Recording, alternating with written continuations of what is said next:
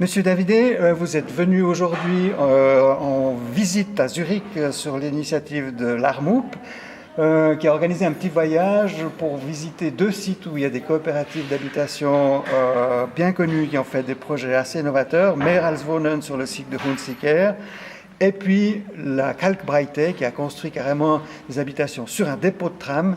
On se trouve maintenant dans la salle commune de Kalkbreite. Vous êtes vous-même membre de la coopérative d'Itac. Qu'est-ce qui vous a motivé à venir et puis qu'est-ce que vous en avez retiré? C'était voir enfin ces deux des 3-4 coopératives dont on parle beaucoup à Genève, 2 ou 3 coopératives zurichoises. Ensuite, c'était aussi pour voir enfin des clusters dont on parle beaucoup, dont on voit pas mal de plans, puis de les voir en vrai, qu'est-ce que c'est que d'être dans les suites, ce rapport à l'espace entre ce nouveau type de colocation dont on parle tant. Et alors là, je suis un peu déçu parce qu'on n'a pas vraiment visité. Après, je comprends largement que ces coopératives, elles payent aussi un peu leur succès et que du coup, elles ont déjà eu beaucoup de visites et que c'est des espaces privés. Donc voilà, donc du coup, c'est comme souvent dans la vie, on trouve autre chose de ce qu'on cherche. Et alors voilà, j'ai découvert avec beaucoup de plaisir le quartier de Meralswohnen avec un grand travail sur une diversité architecturale, sur un quartier, sur une non-linéarité des rues qui le traversent. Et voilà, j'ai trouvé vraiment très intéressant, et puis aussi surtout son fonctionnement.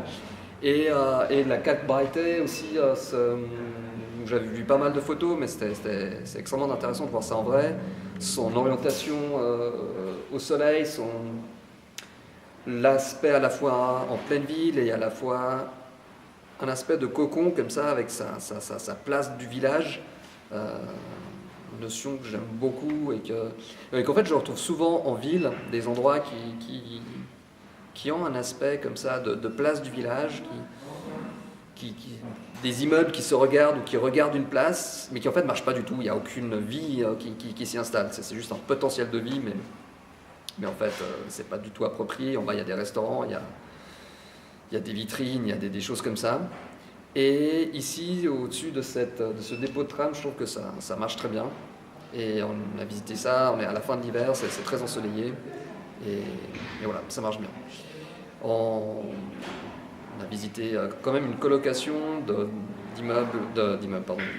d'appartements qui ont été rassemblés, dans lesquels plusieurs familles sont rassemblées. Et voilà, ça c'est à Itac, c'est des choses auxquelles on s'intéresse beaucoup. Quelles sont les modalités de vie en colocation pour plus tard?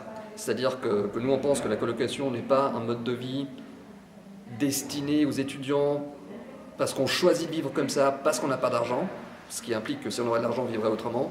Nous on se dirait, mais même si on serait blindé aux as, on veut vivre comme ça. Mais malgré tout, ça demande des complications parce qu'il peut y avoir des ruptures, il y a des enfants ou pas qui arrivent, et comment on s'adapte aux différents changements de la vie, et comment est-ce que peut-être on va rester souple de notre tête ou pas en prenant de l'âge. Voilà. Ok, je vous remercie infiniment. Merci beaucoup.